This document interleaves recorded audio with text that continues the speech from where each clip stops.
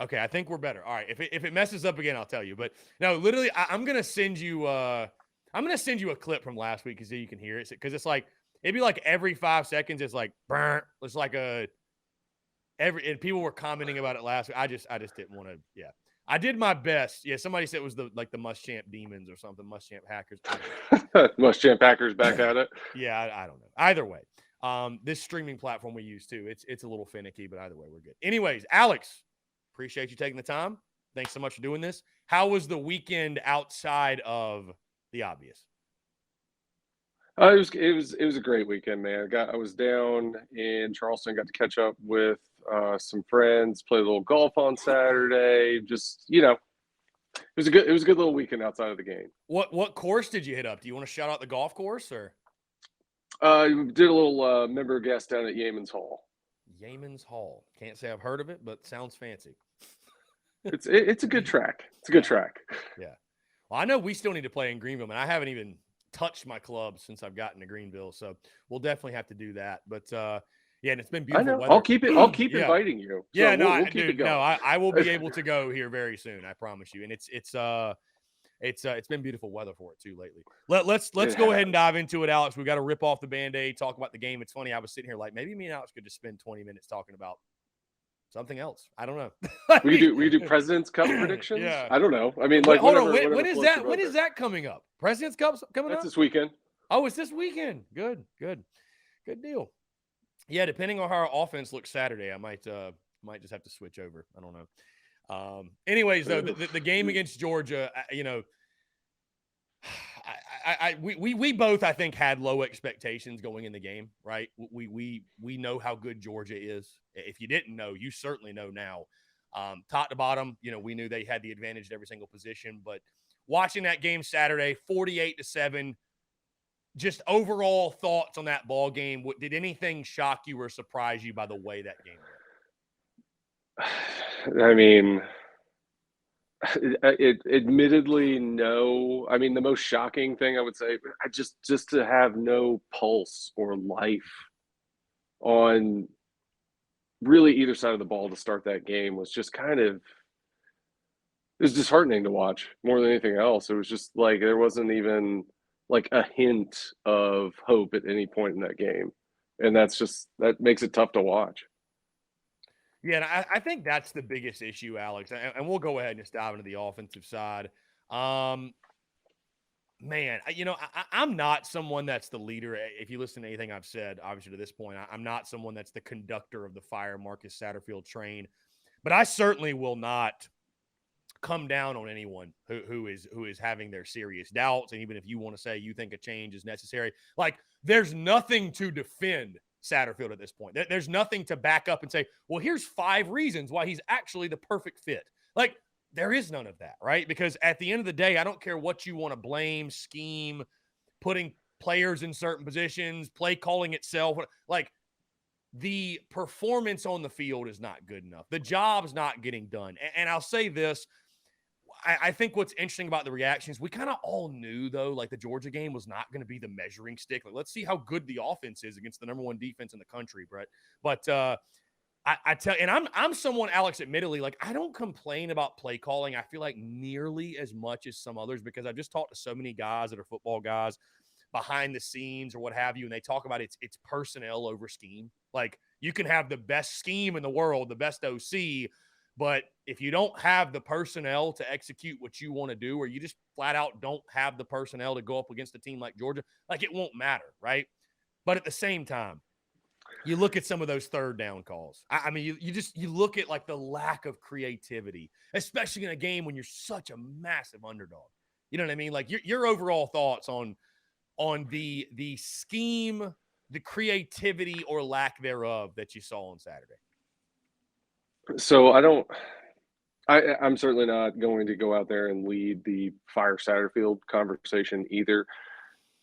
2021 was a tough watch on offense. I think we could all agree. And like I remember like that train getting kicked up like in the mid well certainly after the Texas A&M game, but just kind of like in the middle of that season. And I remember like watching the Clemson game and watching a couple of bad picks get thrown. It's like, what are we doing with this play calling? And I remember watching those plays on replay and being like, oh, well, there's somebody running by themselves 15 yards down the field, and we just didn't throw it there. And I heard those comments in the post game from Beamer. It's just like, the plays are there. We've just got to go make them. And then, watching the replays again from Saturday, that pick that Spencer threw on the wheel route to Juju, Jalen Brooks is running, beating his man on the other side of the field. And so I will say this in regards to, like, look, you are correct in a sense that you can have the greatest scheme in the world, and it's not the X's and O's, it's the Jimmies and Joes.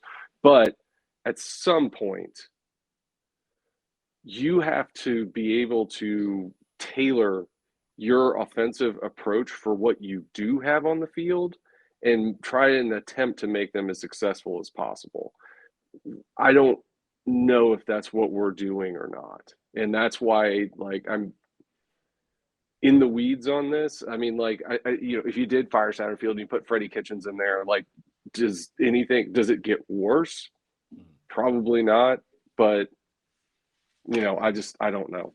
Yeah, a little bit of a square peg in a round hole type approach, it almost feels like. You think maybe Sat's so set in his, like, NFL scheme ways that he just doesn't want to make an adjustment. I mean, I'm not going to pretend like potentially.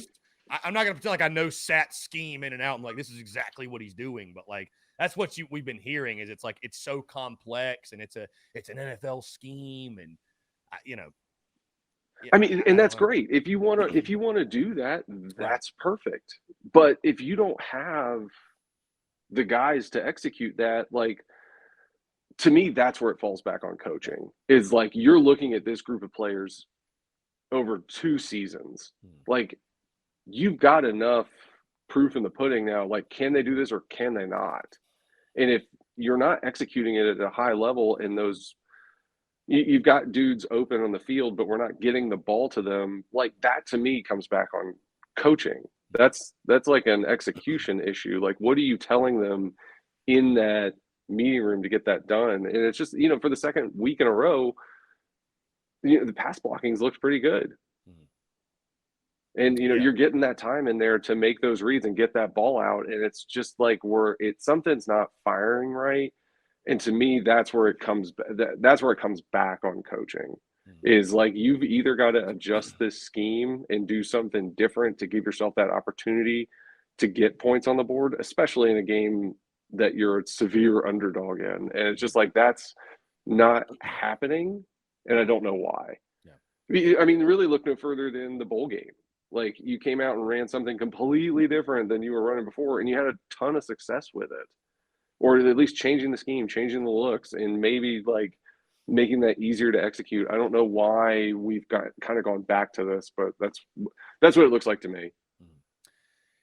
Alex, speaking on the Jimmies and Joes, and again, we'll go back and forth on, is it more so scheme? Is it more so players? I feel like everybody's got a different opinion on it. I think it's a mixture of both, but it is both. It is both. But I was going to say on that point, and I'm not trying to come down on him because I don't think it's, listen, I don't think it's, as I wear the hat, right? Like, I don't think it's time for some change under center. I still think Spencer Rattler is by far this team's best option at quarterback. The question I feel like that's come up every single week has Spencer Rattler lived up to expectations? Has he lived up to hype? And now as he sits here with 2 touchdowns and 5 picks, and it goes beyond the numbers for me. I guess I look at a game like we saw against Georgia, and I think where my biggest disappointment comes in is I really thought, and maybe this was unfair, I really thought his talent was going to be able to overcome other shortcomings, if you will, right? Like, when you talk about Jimmies and Joes, he is a Joe. Like, he is a Jimmy. You know what I mean? Like, he should be one of those guys. And the play that keeps standing out to me is like that 4th down play where, listen, the O-line fell apart. I get it. He's got pressure, but you got Jalen Brooks on the cross. They got the exact coverage they wanted. If you throw it out in front of him, he catches it, he gets a first down. Beamer pointed that out in the postgame, and instead he throws it behind him. Brooks catches it, but it's behind him. He gets tackled. They turn over on downs. It's like, I thought those were plays he was going to be making, right? More often than not. And then you mentioned like Jalen Brooks is running open on another play. And I talked to some other guys that, again, are guys that have played football for Carolina. We don't have on the airways, but we had before. You can probably add 2 and 2 together and know who I'm talking about. But anyways, guys that played football, they're like, there were plays there. There are plays to be made, and they're not being made.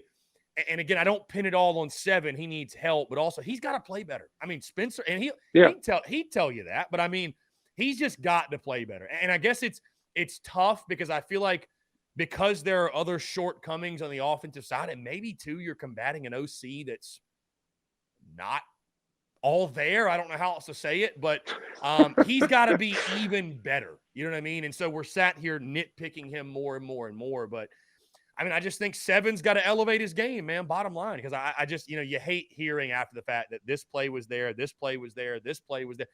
Look back at Arkansas. That deep shot's there. This deep shot's there. You got to hit him. He's got to be better across the board. Yeah, I mean, and that's it. It's just but it kind of goes back to maybe is it too much you're trying to throw at him? Are you creating indecision in those plays by throwing too much out there to execute? Where if you simplify it down and it's like you're going here, here, here, here, like I don't know, like that's where I get lost in the weeds a little bit, because this isn't a new phenomenon with our quarterback room. And that's why I kind of fall back to that. And I'm with you. You think somebody with that talent level can paper over some of those shortcomings, and it just hasn't happened. Yeah. That's not to say he's not going to get better or he's not the best option we have out there. Both of those things will absolutely happen. It's just frustrating to watch more than anything else. Well, and I think too, Alex, solving a lot of the offensive woes really does come down to solving the running game. I don't think you've had a running back accumulate more than, I think, 45 yards in a game individually yet. And granted, hey, Georgia, number 1 team in the country, number 1 defense. They weren't, as we talked about, right? They weren't the team to get your running game going against. But when we look towards, because a quarter of this season now in the books, believe it or not, time flies, but a quarter of the season's in the books. A lot of football left. There's 9 games. I feel like for this offense to reach any sort of potential, you got to have a run game. I mean, unless we're going to adopt a Mike Leach, spread it out, air raid, throw it 50 times a game, like I feel like Marcus Satterfield's scheme.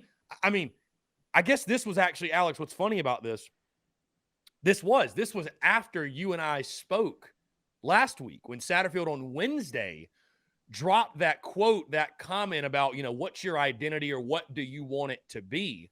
And I'm paraphrasing because I don't have the quote pulled up in front of me, but I'm sure you saw it. He's like, we want to get in 12 and 13 personnel and run 58 plays and run for 275 and throw for 220.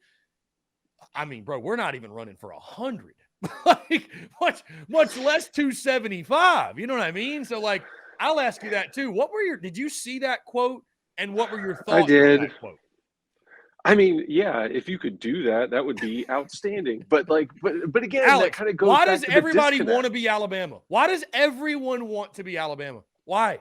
And even Alabama's adapted with the times. Why? I that feels like don't such know a Bama. Like, why does every coach want to be Nick Saban? I feel like I don't know. Am I wrong in saying that feels like such like a man? Like at least at like a Mississippi State. I know you and I have talked about this before.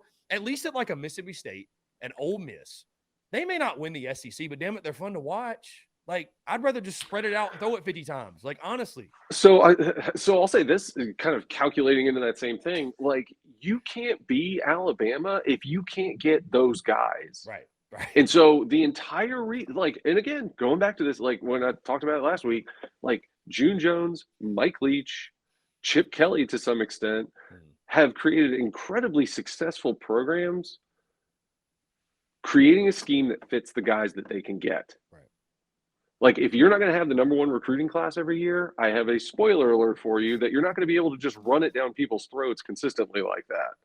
Like there's like the 2 most recent examples of that are just, Southern Cal and Alabama. They're the only 2 that have been able to pull that off. You got to coach the guys you got, not the ones you want. Bottom line. That's it. 100%. That's it. And like, how do you put them in the position to be the most successful that they can possibly be? And like Oregon in like a recruiting wasteland was able to like capitalize on that. Right. They had a system that they were running that they found the right pieces for that made them successful. Like Mike Leach did that wherever he's been at Texas Tech, Washington State. He's doing it at Mississippi State.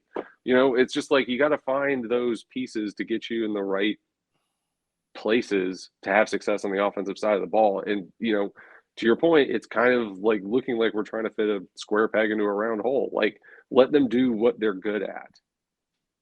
Because, like, we have talented players on the offensive side of the ball. They can go up and get the ball. We've got a quarterback that can distribute it. Like, feature that. Don't try to, like, overcomplicate it and make it like, oh, we're going to make it an NFL attack. So, Right. you know. Yeah, I guess that's, Alex, too, what frustrates me is because, listen, I'm someone, I'm going to call it as I see it and be very honest, brutally honest about the state of the roster and kind of where we're at. But it's like that gets exhausting because at the same time, I'm like, damn, like, I don't think we just have a bunch of bad players. Like, you know what I mean? We Like, don't. We got some good players, especially offensively. Like, I don't want to believe that we just don't have anybody. Look, this isn't the bad news bears we're rolling out there on a weekly basis. Like, No. yeah. So No, yeah, absolutely not. And that's, but that just adds to the you know, the maddening of it, right? right, It's right, just like, right. how is this possible? Like, we've Yeah. got dudes in there that can play and that are going to play Mhm. next year on Sundays. Mhm. And so, I don't know. Yeah. I'm not in the room. These are just, you know, like just watching it as much as I have since, you know, forever.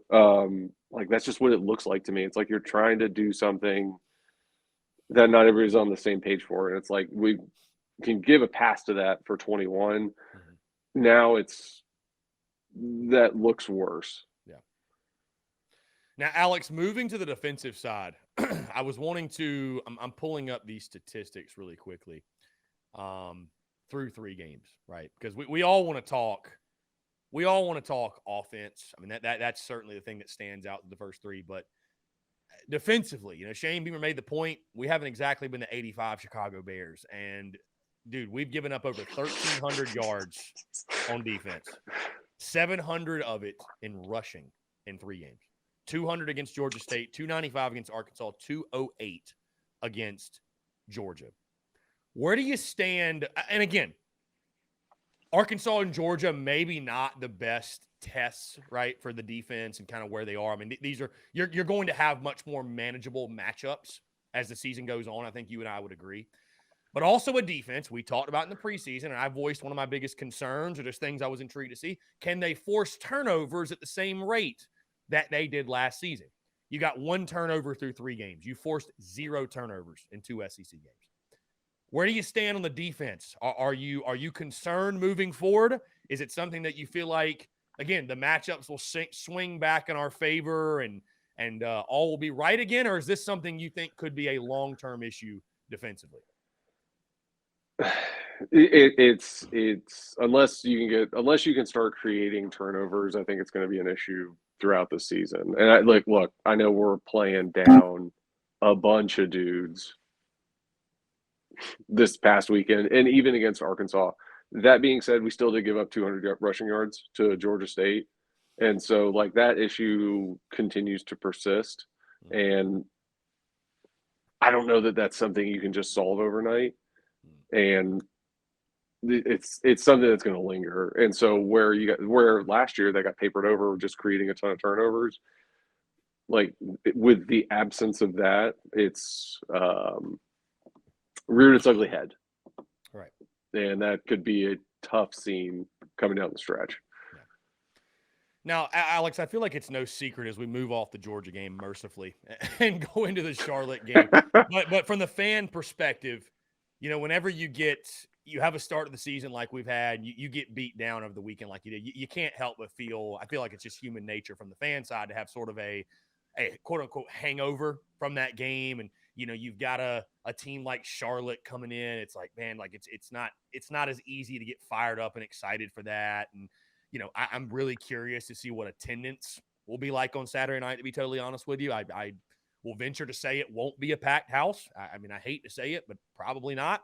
From the player perspective, though, how do you not let that creep in, right? I talked this a little bit with Steven Garcia yesterday. How do you stay, because you hear coaches all the time talk about it, and Steve Spurrier obviously talked about it a ton. Like we approach every game the same way.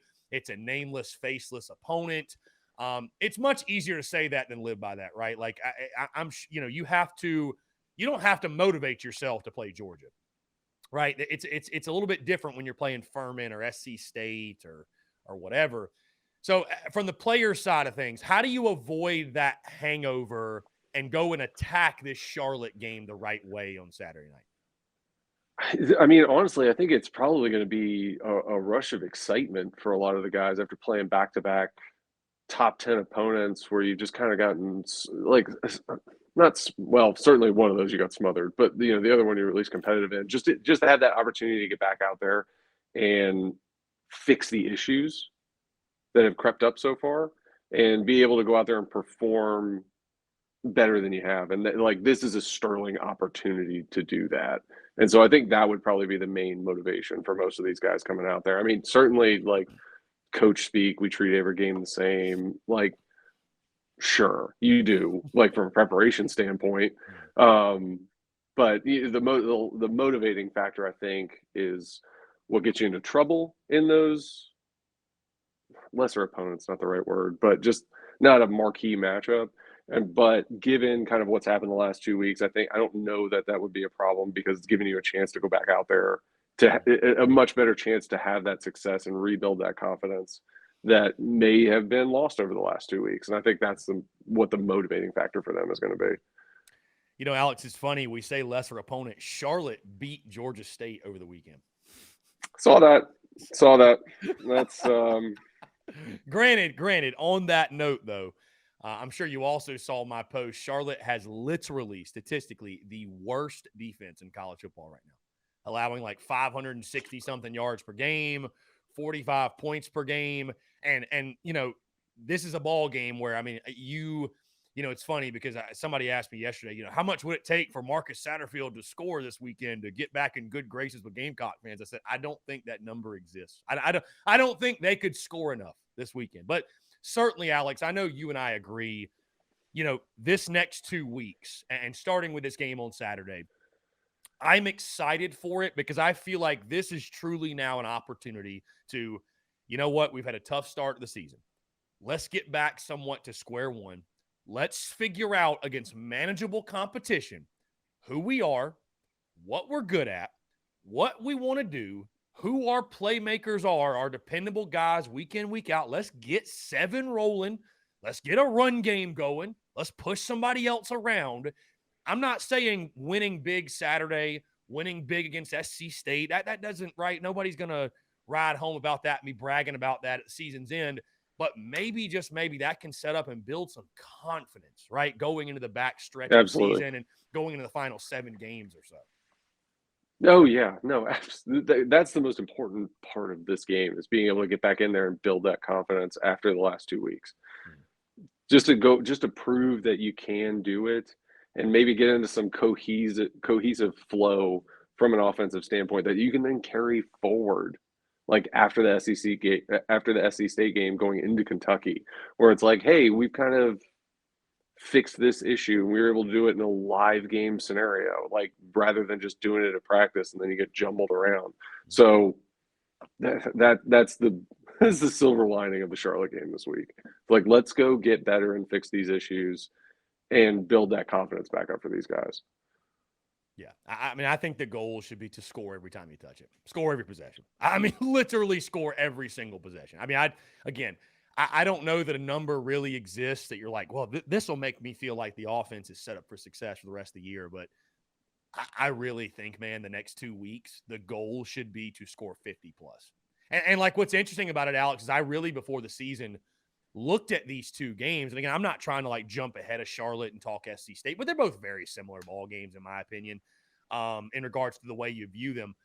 But I looked at these 2 games as opportunities to get young guys in, Tanner Bailey, Braden Davis, get Luke Doty snaps, get guys that don't play. And while I still would like to see that happen, I don't know, Alex. Like, I feel like almost you need to keep your starters in there. and just have them continue to get in-game reps, continue to build chemistry, continue to establish some field goal. And that goes for both sides of the football, really, because this entire team just, again, needs something to feel good about. They've been beat up so badly these last couple of weeks. Even the season opening win, right? We left that disgruntled. I mean, we haven't felt good yet this season. No, no, not really. Which is a far cry from the preseason excitement, but what? I hope you're right. I hope it's a game that you can get like a ton of reps to a ton of guys, and then it's not 3-0 at halftime. In which case, God. Oh my God! Yeah, they shouldn't let. I can't get the image. I'm sure you've seen it where like Virginia Tech played Wake Forest, like at Wake Forest, and the game ended at 0-0. And there's that great capture of like Frank Beamer with both his arms in the air. Woo! Yeah. And of course, now every time Shane, has some celebratory moment, we're losing. Everybody's screen grabbing it, and he had one. Honestly, he had one. Started the second half of the game Saturday. We're down 24-0. He's on the sideline, like doing this. It's like everything's on TV. So, I don't know. What do you do? Alex, I appreciate you taking the time. On that note, one last thing. I'm not going to ask you about dude, social media is a new victim is just claimed weekly. I mean, it really is. It really, that's how it works, right? That's just how it works. And so, I think we just lost Alex for a second.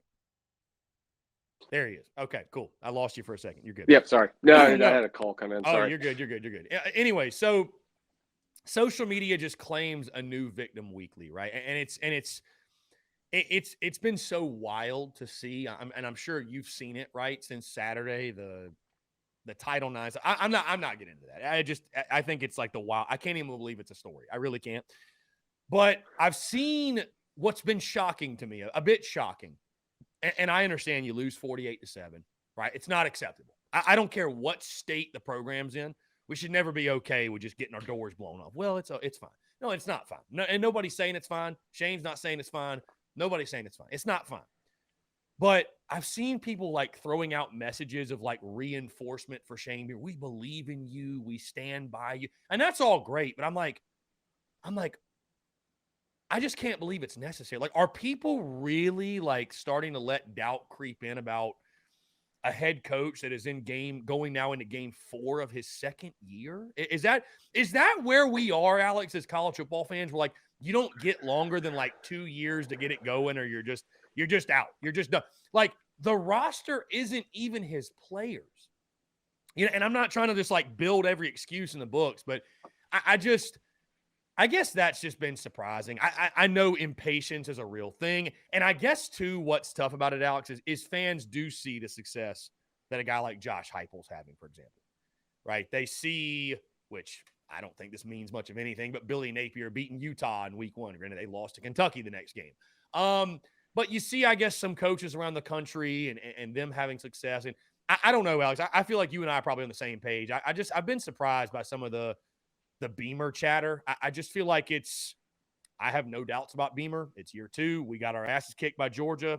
It is what it is. It won't define the season. We move on. Like, I guess I've been just surprised at the amount of like the chatter some folks have felt like is necessary supporting our coach. It's like, well, no, duh, we support him. Like, I feel like all level-headed fans already know that. Oh, we had a call. On that note, I think the tough part is like Heupel at Tennessee. Are they having more success than we are? I mean, I guess they went 8-4 last year. Well, they actually went 8-5. They actually went 7-6, exact same record as us. Okay, they went 7-5 in the regular season, lost the bowl game, but ended up the same exact record as us. Yeah, so there's that. Napier's in year 1, beat Utah, lose to Kentucky, almost lose to South Florida. I don't know that anybody's like screaming to the moon about Billy Napier right now. I think honestly what it is And I think I heard you say this somewhere else. These teams don't look that discernibly different than what we had with Muschamp, and I think that's where the frustration is coming from, more so than anywhere else. It's like, what happened at Tennessee is like, you get rid of Jeremy Pruitt. Yeah, you were at Jeremy Pruitt, you bring Josh Heupel in, all of a sudden you're this like offensive explosion machine, right? So it looks different, even though the result isn't horrifically different. Um, I still don't totally understand why they fired Dan Mullen, neither here nor there. But they bring Billy Napier in, you have a big first game, but then you kind of start to peter out a little bit after that. And so like the reassuring messages for Shane Beamer, like coming into what he came into, taking over a program that went 4-8 and then 2-8. You gotta have time to build that back up. But I think what people are, or where you see the reassuring messages, or where you even see the doubt start to creep in, is just that the games don't look all that different than they did, and I think that's the problem.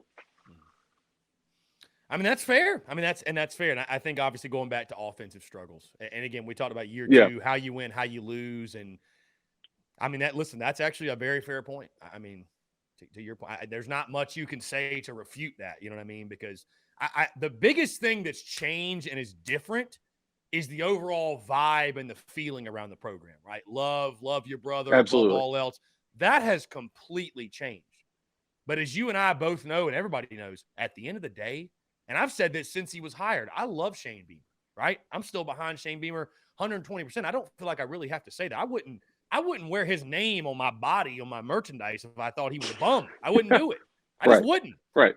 But no man is immune to the pressures and the consequences of not winning. Like nobody. I don't give a damn how much feel. Look at Scott Frost. He was an alum of Nebraska, played for them, and they hated his guts at the end. Like, if you're not winning, none of the other stuff matters. I mean, Muschamp showed it. There was a point in time, folks loved the guy. They loved him. But when you don't win, none of it matters. So I know, again, I say all that. I know you and I are both still 120% behind Beamer. I just don't even feel like it needs – I just think I understand, I guess, it's normal reaction to losing the way you did. But I do agree with you. I do agree with you. And maybe some of it's the results still kind of look the same because it's still kind of the same roster. But I can understand why that's frustrating. You know what I mean? I can, and you need to see those results. Bottom line is you need to see those results change, right? You need to see those results change. All that off-season talk and chatter and love and above all else is great, and Beamer knows that. It all comes down to the scoreboard. That's it. So I'm confident still. Recruiting is still great. By all accounts, they had a great recruiting weekend as well, and I think things will be fine. And the hope, obviously, and the expectation is get a big win this weekend. Everything else will take care of itself, and you can at least start to build some confidence, some goodwill, some mojo, some momentum, whatever you want to call it. And then I feel like, Alex, the season's going to sort of come to a head in Lexington, Kentucky against the Wildcats. So last thing, Alex, before I get you out of here. I agree with you. Yeah, I think it's going to come to a head then. Last thing before I get you out of here. What's a higher total? Your average front nine score or the amount of points South Carolina will score on Saturday? I sincerely hope it is the amount of points that we score on Saturday. I wasn't trying to, by the way, like talk down in your golf game because I feel like, No. I mean, I think, I sincerely hope it's the amount of points we score. Because I would love to see us end with something with a 4 or 5 in front of it. I think that would make everybody feel much better. Yeah. So Alex McGrath, self-proclaimed out here shooting in the 30s. You're a player. He's a stick. Confirmed. Right, He is a stick. Every once in a while. Some people have to work for a living. Alex McGrath is on the golf course. So, I mean, you gotta hustle. Yeah, that's when you know, right? You start shooting with those threes. You're like, all right, you're playing too much, McGrath. Get off the course. Get back in the office. There's probably something to that. I love it. Alex, always a pleasure, my friend. Appreciate you doing it. We'll talk again next week. All right. That sounds good, buddy.